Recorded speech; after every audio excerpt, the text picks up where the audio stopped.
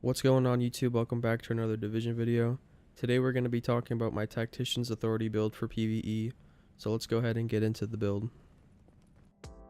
So to start off with, I don't like to spec anything into firearms or stamina with this build, and I put everything into electronics, raising that total value up over 10,000, and we have a total of over 450,000 skill power. Now the reason I do this with this build is because I want to cater towards those skills because they'll be doing 90% of the work.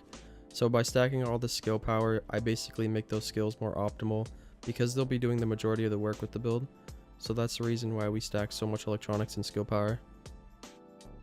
So one more thing just before I get into the build, I just want to let everyone know that everything in the build you're about to see here is 100% optimized, with exceptions of the gear and weapon mods themselves because you can't actually optimize them.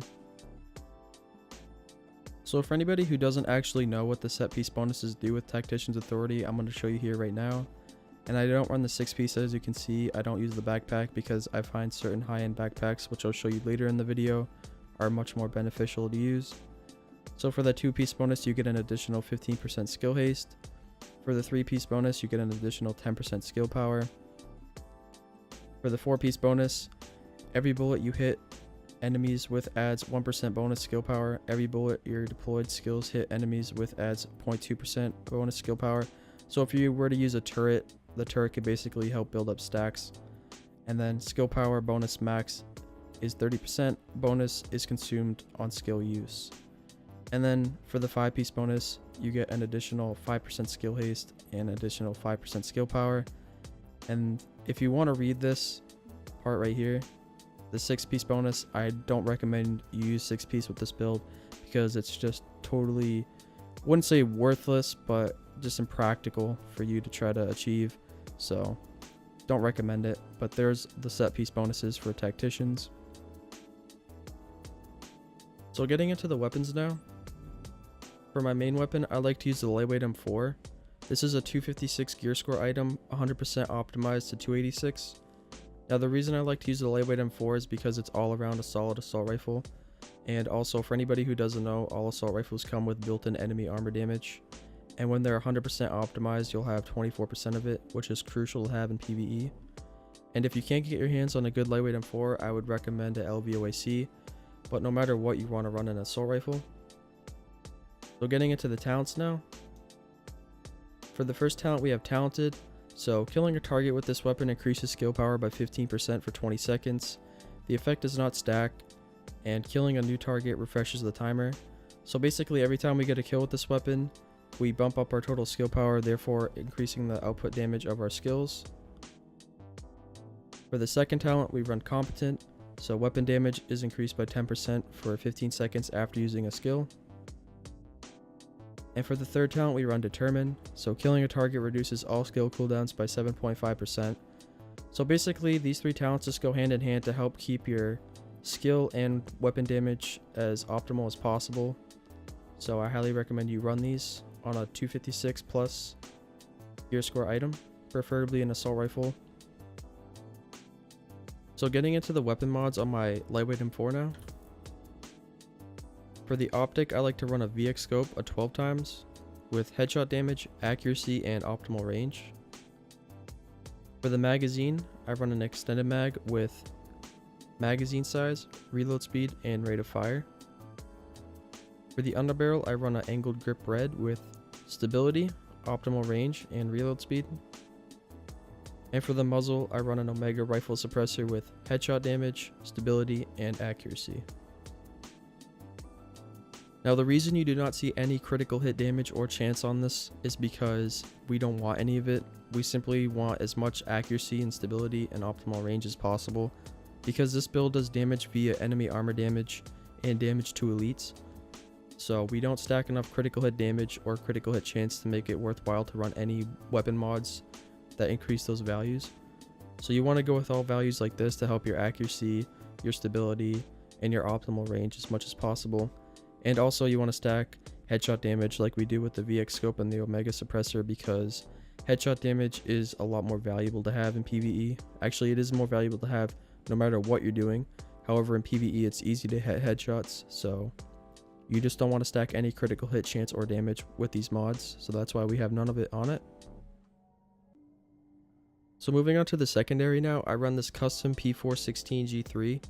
Now this isn't the assault rifle I prefer, however, it doesn't really matter because I don't actually use this weapon a lot. So it is a 204 gear score item fully optimized to a 228.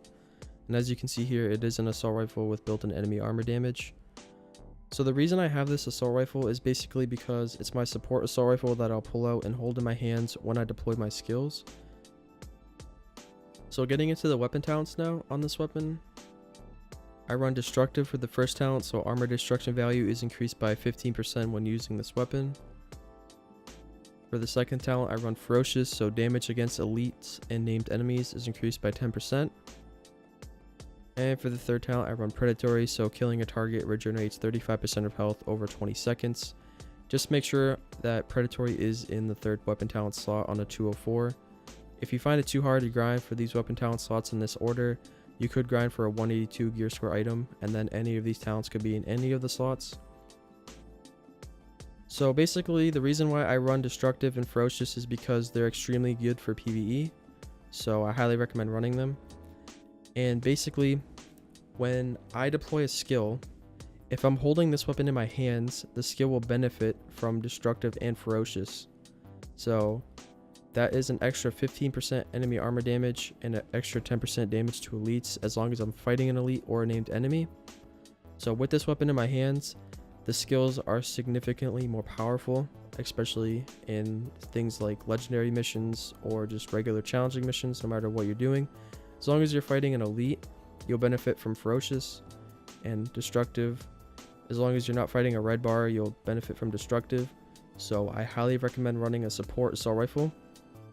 And then also, if the skill manages to get a kill, or you just manage to get a kill with the weapon, you'll proc predatory, so then you'll be getting that health regeneration.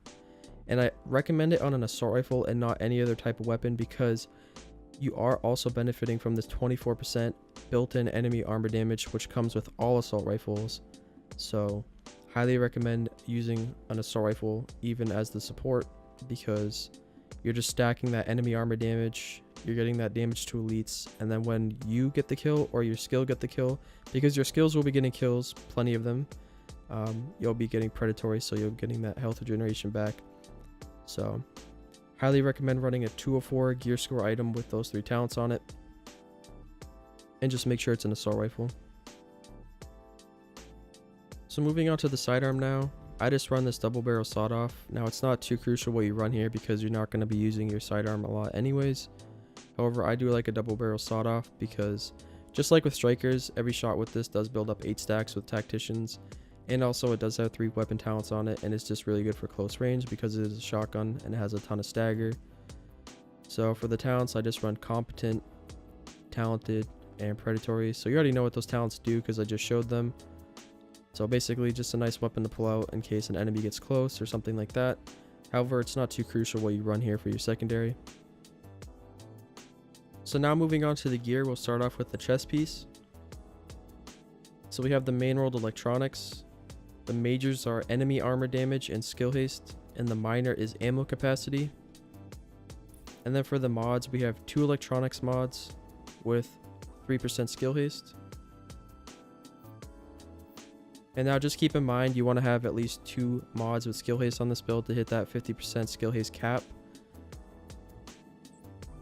So moving on to the masks now, we have the main world electronics. The major is skill power, and the minor is damage to elites. And we have an electronics mod on it with skill power. On the knee pads, we have the main world electronics. The major is skill power, and the minors are burn resistance, damage to elite, and bleed resistance. And then for the mods, we have an electronics mod with skill power and a performance mod with sticky bomb damage.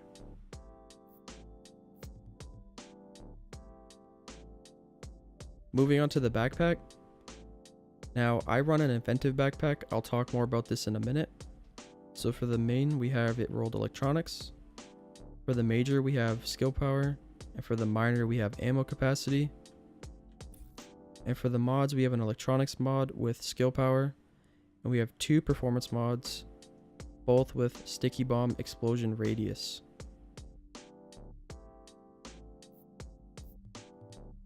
On the gloves, we have the main world electronics. The majors are skill haste, assault rifle damage, and enemy armor damage. And lastly, the holster, it's rolled all across the board. The major is skill haste, and we have one performance mod on it with sticky bomb damage. So like I just said a minute ago, I do run an inventive backpack. So what the talent says, it increases skill power by 15% while at full health. So this is extremely beneficial because without inventive, I would be at only about 400,000 skill power with the build. However, with it on and at full health, I'm at over 455,000 skill power. So that greatly enhances the power of my skills. So the nice thing about inventive is that with this build, you're going to be playing far back and you're going to be in cover almost all the time with it. So it is easy to keep your health up, especially with predatory on that support assault rifle like I showed you earlier, constantly giving you that health regen. So I highly recommend inventive. Just make sure you play cover well. However, if you don't want to run inventive because you don't find that the sustainability with the build is enough, you could go with a relentless backpack. So the talent says 5% of the damage dealt by skills is returned as healing. So with over 10,000 electronics, basically after you deploy both your skills, you'll receive max health with this backpack on. So it is a good way to increase your sustainability if you don't like inventive. So if you don't want to run inventive, run relentless. I don't recommend running the backpack to make the Tacticians a 6-piece because I don't find the 6-piece bonus with Tacticians worth it. So I would definitely run one of these two high-end backpacks with this build. So for my first skill, I do run the sticky bomb with the BFB modification. So basically it increases the damage and radius of the explosion and may cause targets to bleed. So I recommend the BFB over these other two, which would be the base and the master, because it just simply does a lot more base damage. And you wouldn't want to run the flashbang or the disruptor because this doesn't actually do damage. It just flashbangs and disrupts the enemy. So the BFB modification is definitely the way to go, does the most damage and can even inflict a bleed. So highly recommend it. And for the second skill, I do run the Seeker Mine with the cluster modification on it. So the mine separates into smaller mines that seek out multiple targets simultaneously. So basically I use it because it can just chase multiple targets simultaneously. So if you deploy this skill, it can pretty much clear out an entire room on its own. So highly recommend the cluster mine. And then lastly for the ult, I do run recovery link. Now pretty self-explanatory because with this build I can pretty much solo anything in the game I want to, legendaries, anything like that. So if I do reach low health or 0 health, recovery link will proc for me. And if I do decide to play in a group, I'm getting recovery link back almost non-stop because I have such high skill haste and skill power with this build. So it is pretty good if you just kind of want to sit back and just play support damage, and then when somebody goes down you can just quickly revive them by just simply proccing a recovery link. But no matter what, I definitely recommend recovery link with this build. So now moving on to the talents. For the first talent, I run critical save. Now like I've always said, I highly recommend critical save no matter what you're doing in the game. So when you use a medkit during low health, you increase your damage resistance by 20% for 10 seconds. That's just a must-have talent in my opinion. For the second talent, I run shrapnel, so apply bleed to any target triggers a 30% chance per each target in a 10-meter radius. So this goes good with the BFB sticky bomb because that can possibly apply a bleed, and if that applies a bleed to a target, I now have a 30% chance to apply a bleed to everybody else within a 10-meter radius. So shrapnel goes very good with the sticky bomb, and also seekers because seekers do inflict a pretty heavy bleed on the enemy. So highly recommend it, especially with the sticky bomb and seekers. For the third talent, I run demolition expert, so kill a hostile with an explosion to increase explosion damage by 20% for 15 seconds. So this is really nice because if I go into an area and I shoot something with my sticky bomb and it kills it, which it almost always does because it does so much damage, when I deploy my seekers now have an additional 20% damage. So highly recommend demolition expert, especially just running two explosion based skills with tacticians, just goes very well with it. And for the fourth talent, I run chain reaction. So damage multiple hostiles with an explosion to apply 20% more damage from the blast. So basically, if there's a bunch of hostiles all within a group, very small group of each other, and you shoot them with the sticky bomb, that sticky bomb will just do infinitely more damage. So highly recommend it. These three talents just go really well with these skills. And then critical save is just for you basically, so in case you do get pushed, because you don't have a lot of stamina with this build, critical save just comes in really clutch. So I highly recommend running those 4 talents with this build. So now I'm going to show you the character tab for this build. So we'll start off with the lightweight M4. So we already know our firearm, stamina, and electronics. So we have 15,000 base weapon damage. We have no critical hit chance. The build comes with 25% built-in critical hit damage, so that's just by default. We have 112% headshot damage, stacking those mods up. 4% accuracy and 16% stability. 30 meters of range. The weapon takes 2.65 seconds to reload. We do get almost a 10% reload speed bonus. We have the 12% assault rifle damage coming in on the gloves. We have 28% damage to elites and 38% enemy armor damage. Threat doesn't matter. So this is where the build shines. We do have 455,000 skill power with 50% skill haste, which is the cap value. We have no signature skill resource gain, not beneficial. We're at 338,000 toughness with only 163,000 max health. We're at 8,008 armor, so we're mitigating 51.52% of weapon damage. So the reason why that's not 52 or 53%, which is actually the cap mitigation you can receive, is because we are running that high-end backpack.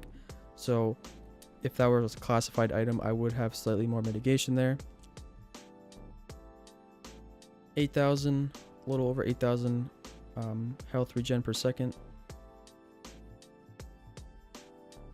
33% bleed resistance, 33% burn resistance, and nothing in exploration matters to us.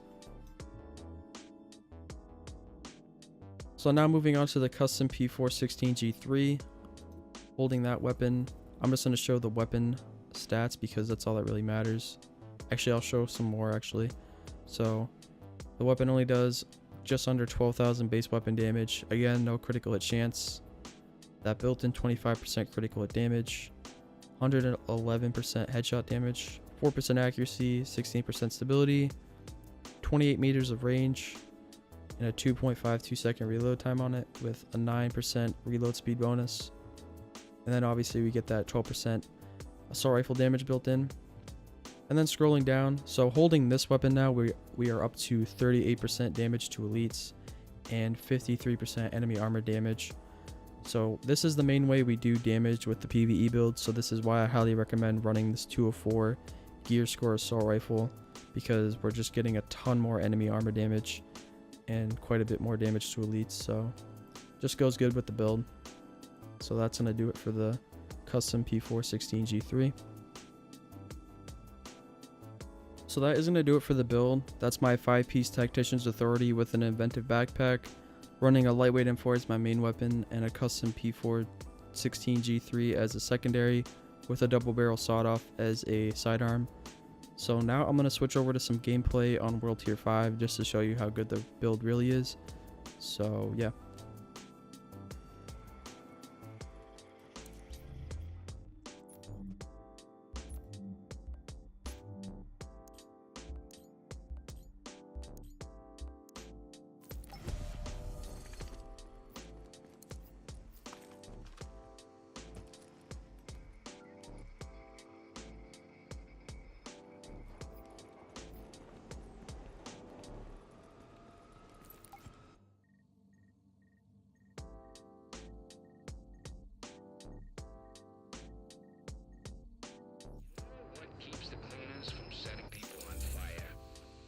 Supplies.